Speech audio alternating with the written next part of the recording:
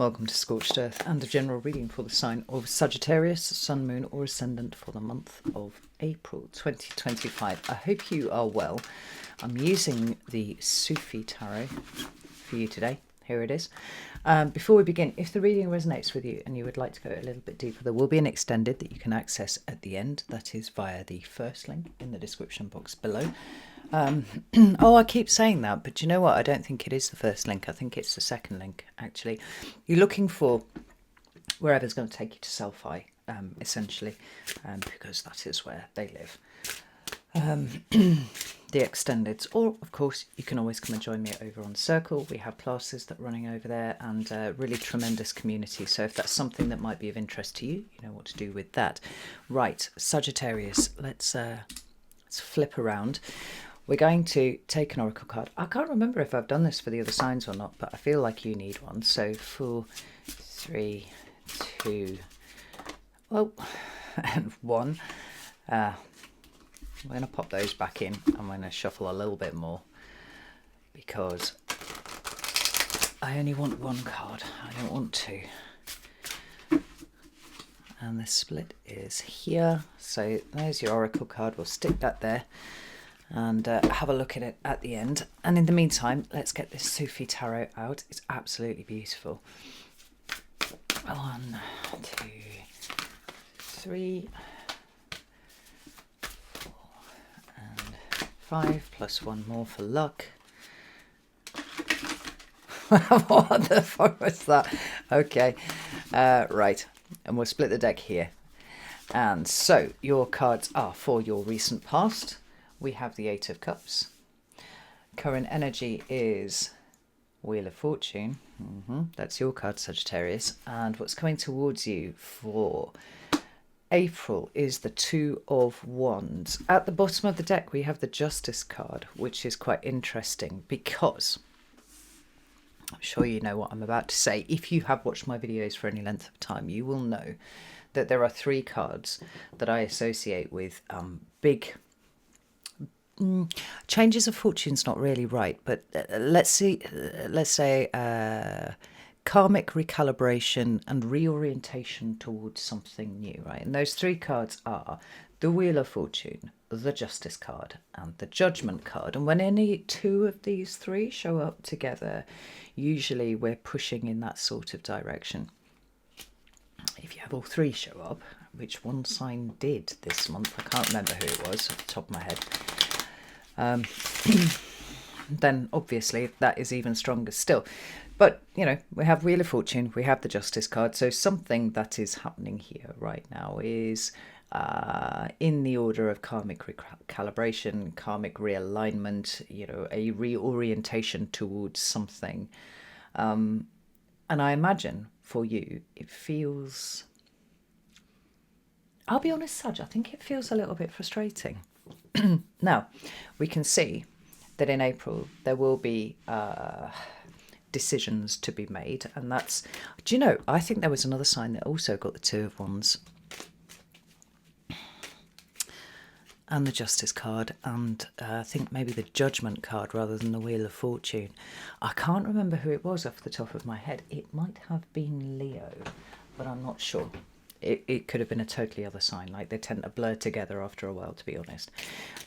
We're pushing towards some sort of recognition that decisions need to be made in the month of April. It doesn't necessarily mean that you will be making those decisions, but everything that's happening now and the way that it's oscillating, I've got this kind of, it's almost like a heartbeat actually, but it's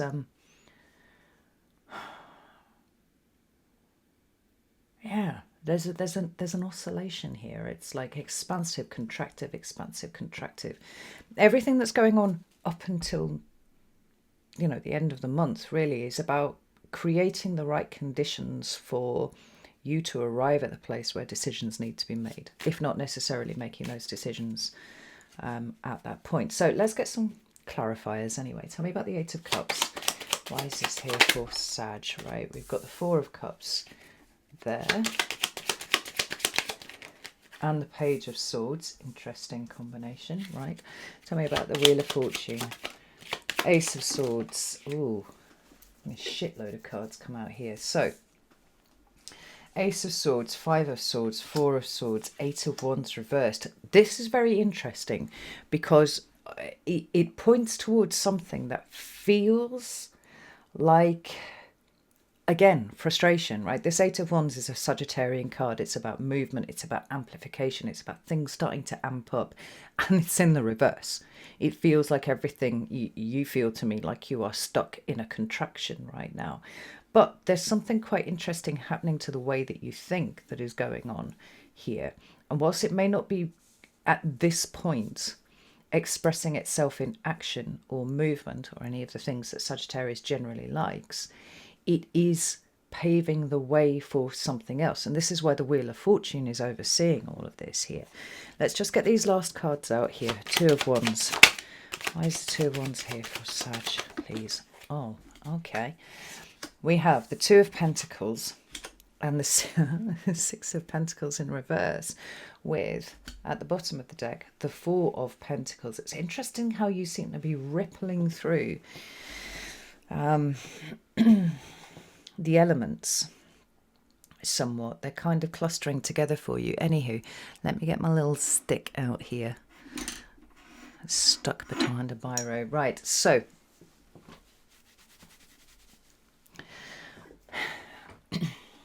some of you may be experiencing it as frustration. Others may be experiencing it as a need to rest. But what is certain for me is that there's a breaking away from something that has been previously restrictive for you in one way or another, right? And I'm not necessarily, probably not at all, talking about a material condition such as your job or, you know, a particular area that you might have lived in or something like that. It feels like it's much more internal for you. And we see that here with the Eight of Cups. The Eight of Cups is a card that talks of reclaiming one's power by leaving behind something that has acted effectively as emotional baggage for us for the longest time, right? And we see here this chap's just hopped up onto his camel and he's off. And the idea about this is that he's going off to find his Nine Cups, right? He's going to find the things that give him emotional fulfillment. But here's where it's really interesting. It doesn't feel to me like the Eight of Cups is proving to be a true separation for you that you can kind of put your finger on and go, okay, I'm moving away from feeling this kind of way. It feels more like you're in that liminal space between the feeling and then the process of working out exactly what that feeling relates to, which is uncomfortable. And I think whenever we have a card that is numbered 8, we've got that sort of struggle generally starting to happen, because 8s talk about power and how you reclaim your power back to you, right? So here, there's power in your feeling, but there's also something slightly restrictive in your feeling until you can work out, as per the Page of Swords, what this is all about. Now, the Four of Cups is here, which for me generally speaks about... well, the way that I interpret the cards, actually, it's usually about abandonment or fear of abandonment, rejection, rejecting, that sort of stuff. But it can be boredom and apathy. And I think it adds some credence to this feeling that I've got, that you're just sort of scratching around a little bit, feeling like there's something that's not quite right, but not really knowing what it is, knowing that there is an emotional root to it, but not knowing quite how to walk away from it because we haven't really established what the root is. This Page of Swords is putting you in a very reflective frame of mind, I think. I think for the most part, Saggies are trying very hard to be reflective, but I think that this is feeling like it's carrying on for too long. Like, that's the feeling that I got. Like, can we get to the answer now, please? Can we work out what this is all about? You know, normally when the Eight of Cups shows up, it's an acknowledgement that a movement is happening. And I don't feel like it is that for you here. It feels like it's an acknowledgement that some sort of movement has to happen, but you're kind of at a loss as to what that looks like. Tell me about this Page The swords, four of cups. Oh, okay, you come out then. Touche, touche. We have the devil, and we also have at the bottom of the deck there the ace of wands. And I can feel the craving for the ace. I can feel the craving for the potential and the desire to just do differently in any sense. You know, it might be in your day to day, it might be how you feel within your skin, but there's something that's kind of creeping around down there, or something that's keeping you locked into a space. And it's like, if I could just work out what it was, then I would know immediately the action to take to move away from this and to reignite my creativity and my passion and my enthusiasm and my spark. But as things stand at the moment, it feels elusive. It feels really elusive. And I would even go as far as to say it's almost like the more that you think about it, the more mental effort you're trying to put into it, the more elusive it seems to be becoming. We've got double fours here. There was another sign that got double fours. I can't remember who it was though. Four of Cups and Four of Pentacles. And we're always talking about what is foundational and also to some extent kind of rigid about who we are. Right? These are the assumptions that we make about life that we allow to remain unchallenged because they appear to be truths that are so self-evident. They don't ever get interrogated. What do I mean by that? Right, okay. With childhood trauma stuff that tells you that no one is trustworthy, right? Or it's dangerous for you to be vulnerable and open, and right? They seem obvious in retrospect. They are not obvious when you are in them. And I think that you have enough knowledge, you have enough about yourself to know that this is the process that is happening right now. But I feel like the stuckness and the paralysis almost about how to deal with this, because it is so elusive, is the thing that's keeping you stuck in place rather than the thing itself. Does this make... Do you following what I'm saying here, Saj?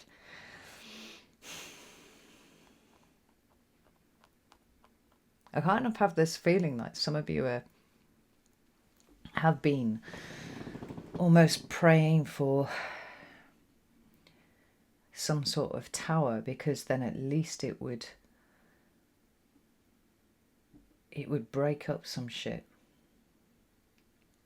It's funny that I said, although this is the devil here, and he's got these... I love this devil. It's literally the best devil of any fucking deck I've ever seen, right? This bulletproof wings is really interesting, because the Temperance, the Angel and Temperance card has exactly the same wings. They've got rivets in them, like these ones here.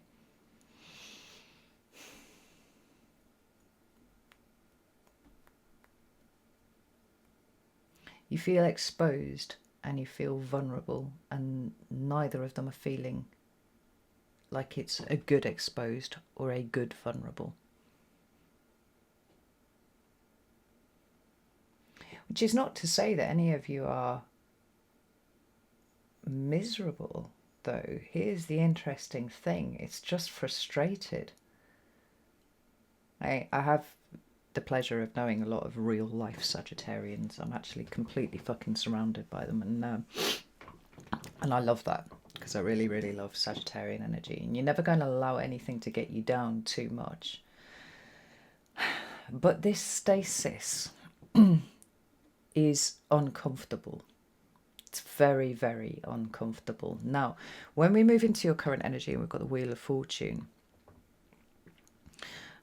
we have, you know, the complete opposite of stasis. We've got a Sufi whirling dervish here. I saw whirling dervishes when I was in Egypt, and God, fucking nearly 20 years ago now. I can't even believe that, right? In 2006. And they really were the highlight of my holiday, because they were just incredible. They literally whirled for an hour, and it's, you know, It's a meditation thing. It's a connection with God thing. It was absolutely astounding to watch. And so we have baked in to this image, right? The idea of movement, things turning, things happening, you know, nothing being static. But I don't think that you can quite see it the way that it's happening. It's almost like your vision is slightly offset, because there's something about this wheel as I'm looking at it here, which is making me think about the wheel of the zodiac. And how, you know, usually we have a line of sight from us to the 7th house. We can also kind of see the 10th house. We can kind of see the 4th house. But once you get to the other houses, everything seems a little bit offset. And when you come to the 12th house, which is sitting there, very difficult to see. 6th house, kind of difficult to see. 8th house, kind of difficult to see.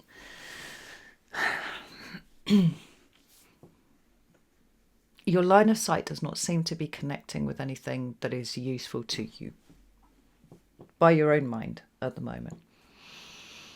But in reality, a lot of things are changing. A lot of things are whirling around. Now we've got more swords here. Ace of Swords, 5 of Swords, 4 of Swords, and the 8 of Wands. And there's possibly a message here about acceptance.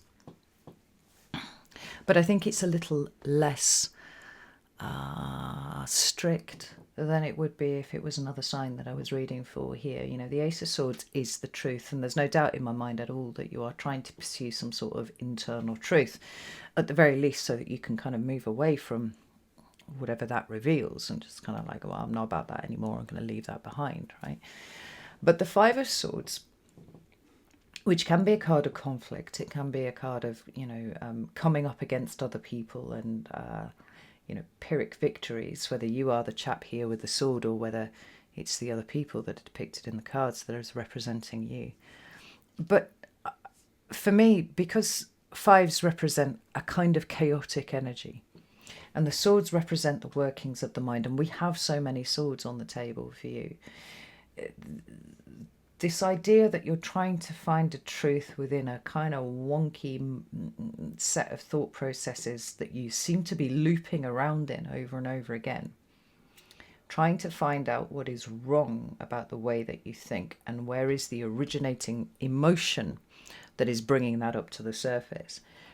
Again, it feels really fucking frustrating for you.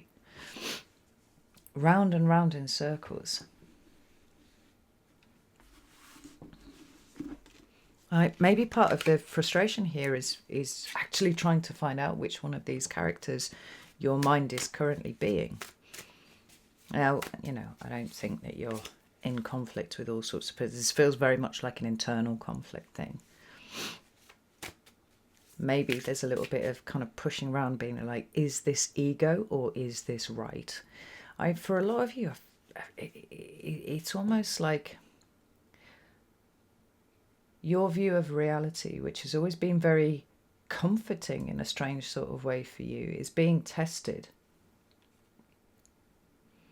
And not because we can assume that everything about it is wrong, but because you're trying to work with truth and not illusion. You're trying to see your way through the chaos. Ace of Swords, 5 of Swords, please. 7 of Wands.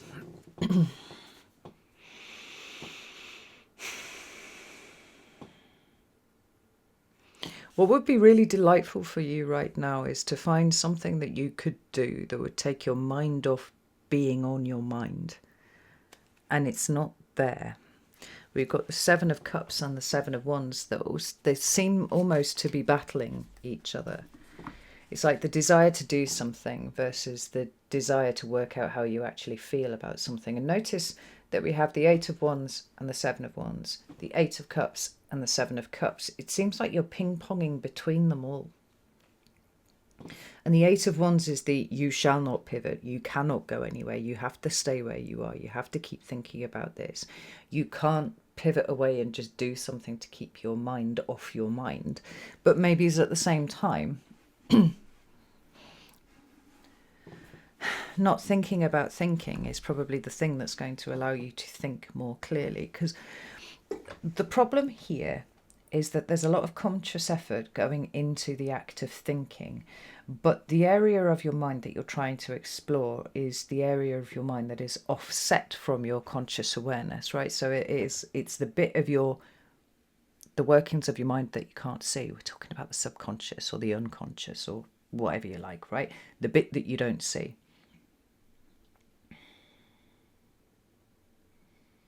And the problem with that is that the harder you go after something with your conscious mind when you're trying to talk to your subconscious, the more elusive it becomes. Because remembering, and I think that this is a huge part of what is trying to go on here, Sagittarius, remembering is an unconscious action. It is not a conscious one. Think about when you're talking about, somebody mentions an actor and you go, or a film, and you go, yeah, who is that? Who's the dude who played the lead in that? Oh my God, I can see his face and I cannot bring his fucking name to mind. And then the more you think about it, the harder it eludes you. And the second you start thinking about something else, it just pops into your head. It's because it's a subconscious action, right? You can't use both those bits of your brain at the same time.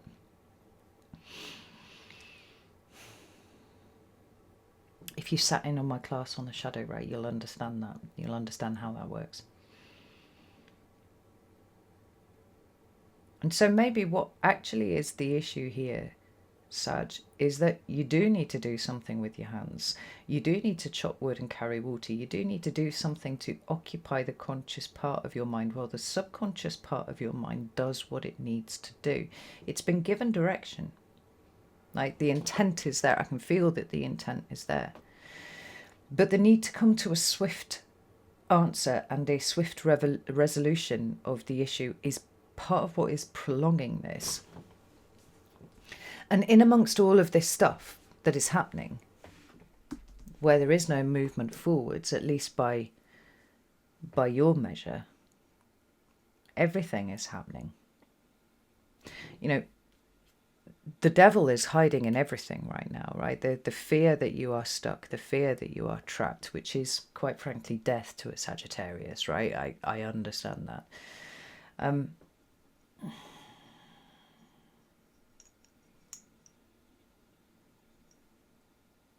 It seems to be the thing that's testing you emotionally at the moment, and it's like you're trying to look for this thing here, get away from, analyze it, work it all out. But the frustration that not being able to find the answer is causing is the thing that is actually keeping you trapped.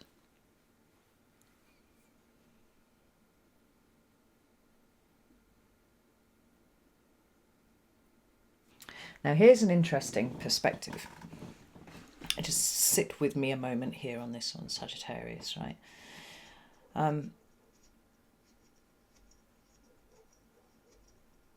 I feel like I'm kind of headbutting astrology at the moment. I think I spoke to Taurus about this.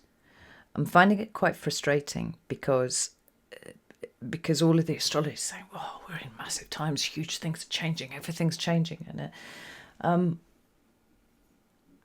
that is true, right? Those things may be true.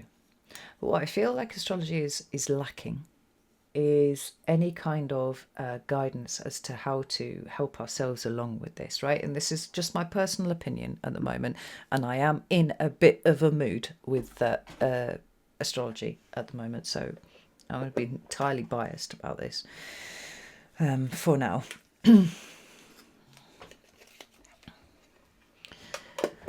And the thing is, with all of this big energy happening and all of these huge changes that we're hearing about, and certainly we're kind of seeing it on some levels, and you might have experienced it, some aspect of it in your life. I think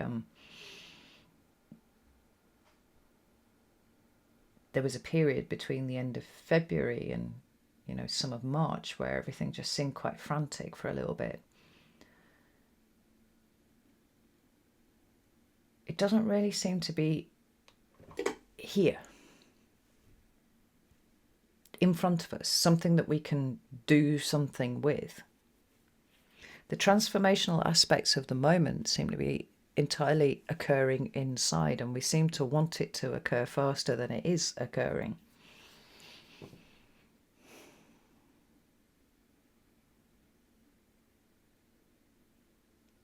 But what these cards are saying is whether you're aware of it or not, it is happening. And you're being asked to trust the process, as frustrating as that may be right now. Because before too long, there are decisions that are going to need to be made. And these two cards that are sitting underneath here, I think, are saying a lot. They're both Pentacles. I've got the Two of Pentacles and the Six of Pentacles. The Two of Pentacles for me is the card of coping, right? It's where we've got everything, we're just kind of swinging it around, whether we're happy about it or not, whether we're actually achieving it or whether we're just projecting an energy of coping. Woo, woo, woo, woo.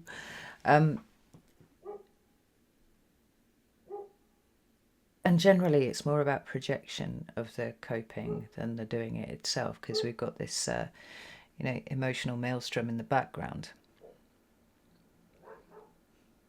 So it's gone into a rather neutral position where it says we are neither coping nor not coping. We are neither projecting the act of kind of keeping our shit together, and neither are we projecting the act of not. We don't really know why we're doing the things that we're doing. The Six of Pentacles is balance. It talks about things being aligned. It talks about things being pretty straightforward and knowing where we stand with things. And so in some ways, both of these cards have a reflection of that kind of state of sensibility. But neither of them are upright here. And so I do feel like what feels very restrictive at the moment is about to blow open for you towards the end of the month. And it is by nature quite unsettling, definitely, but destabilizing, possibly so.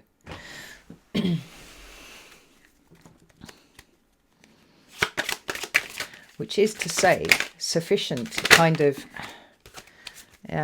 break you out of the funk that you have been in here, right? So we've got now the Five of Cups in the reverse, and this is good because this is a stabilization of emotions that have been sort of all over the place, but certainly, marked by a rigidity, which is somewhat oddly exactly what the Five of Cups stands for, right? There's supposed to be movement where there is five. And so in this one, we've got a lack of movement representing the chaos, right? When we try and stay too long in one emotional state, there's a stabilization. But the stabilization seems to be coming as everything that is locked up around you begins to move. I've got this funny calm before the storm sort of feeling with you, Sagittarius. We've got the Page of Swords appearing twice now. And isn't it interesting how you've spent all of this time trying to work out what this emotional, seizure almost is. And I mean seizure as in something being seized up, not as in vibrating violently. He's looking back this way. The Page of Swords out here is looking forwards. And it seems like as things start to get a little less certain, and I think that's probably a violent understatement for the end of April, as things start to look less certain, your emotions seem to be sorting themselves out and becoming much more calm than when you're kind of left to your own devices, trying to examine yourself and trying to pull out whatever it is that's been keeping you stuck. I mean, I feel like the message here is a little bit like we were talking about in 2023, where sometimes your superpower of the pivot is the thing that you need, and that it's there, it's available to you, you can use it at will. Other times it's about digging in and having the grace to know the difference. Now, I don't think that there's an issue of grace here with you. I just feel like maybe you've mistaken one for the other in some way. Because there's something disruptive happening here at the end of April. And it is forcing you to, like I said right at the beginning, either make a decision about something or recognize that you have approached a place where a decision is going to need to be made. And that has the, well, whether it's, you know, causation or correlation,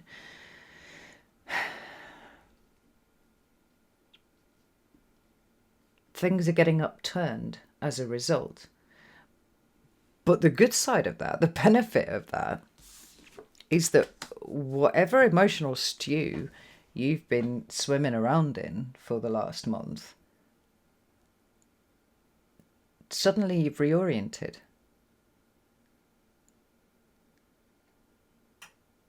I think what this is talking about, for if I may, Sagittarius, is that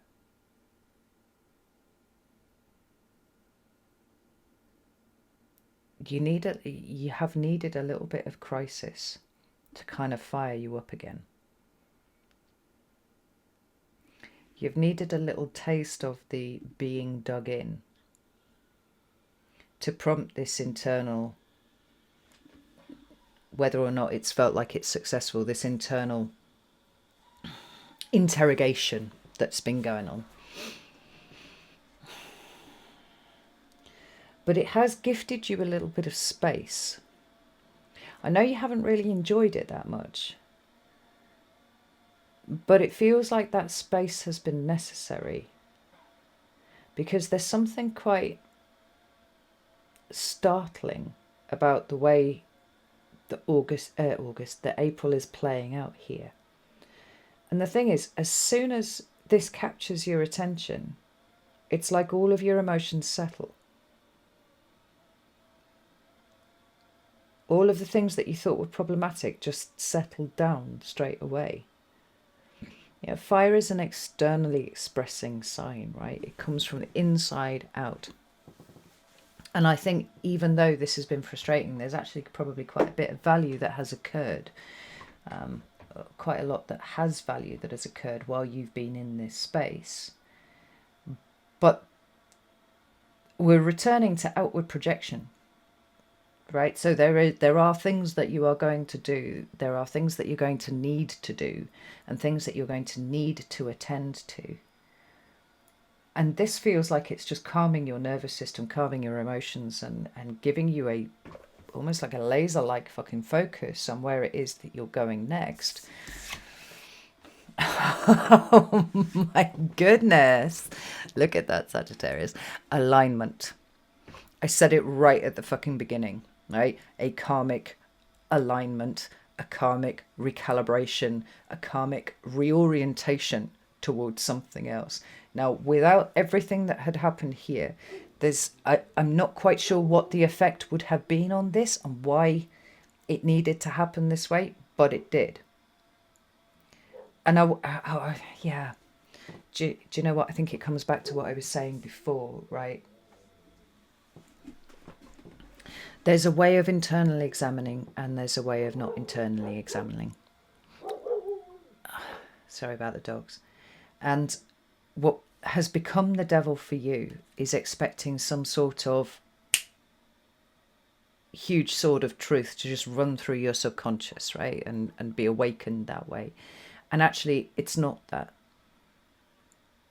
Right? The more you've looked for the problem, the more you've looked for some sort of explanation as to why you feel like you do, the more elusive that has become. And that itself being the thing that has been devilish for you.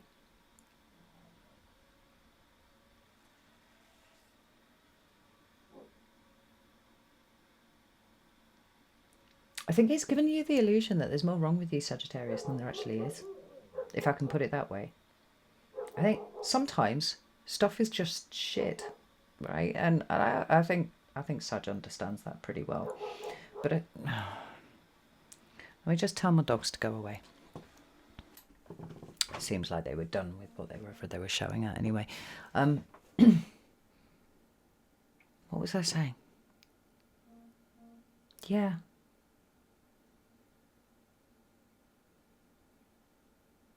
It's weird times. We're having really weird times, Saj. And I think the realisation that what you think you've been struggling with has been an illusion is the thing that just snaps the illusion. It's just gone, right? It's just not there anymore. And that's just as well, because there are going to be things that you need to focus your mind on come the end of the month. There are crossroads that you've arrived at. There are decisions that are going to need to be made, whether or not you're making them right there. And I would say, on balance, probably not, but certainly aware that decisions need to be made. And all of this has been aligning you to a particular state of being that seems very important moving forwards. Now, hopefully in May, things are going to settle down just a little bit. But there is a bit of a crescendo over the course of April. And I think you're going to be quite busy with dealing whatever that brings up for you. And that's great. That's really great, because it's snapping you out of this funk that you've been in. So May not be that quiet for you, because there may be all sorts of things that you're doing in response to this. But at least you're not in this place anymore. And everything that's happened here is exactly what was supposed to happen. Like I said, whether you see it or not, there's been something that's been playing out here. And you are better set up for it. Better set up to deal with whatever comes next, for that frustration, for that feeling of locked upness. It's really interesting. Right, I'm going to go to the extended now. You're very welcome to join me. I am actually going to go and find some Rizzlers first. You can do that on Selfie. The link is in the description box. Or you can do that on Circle. Link for that is also in the description box. I'd be delighted to see you in either place. If that's not your bag, that's absolutely fine. I would say you've just got a couple more weeks of just getting through it. But things are going to change, not in the way that you expect, though. This is the thing. It's there's the element of surprise somewhat here. It's like if this was coming in this way round, then I would say, yeah, what you're thinking about, right? This is going to be the thing. This is where the arrows are coming in to land, and you know, you've already kind of pointed at that in your brain. That's not it. That isn't it. It's something else, and it's something that destabilizes everything. But Sagittarius are pretty good in a crisis. I don't think it's full-on crisis mode. I think whatever it is, it's actually kind of less important than your ability to be able to pivot yourself from looking backwards to looking forwards. Very interesting. All right, I'm going to go now. Know that I love you all very, very much, and I'll see you soon.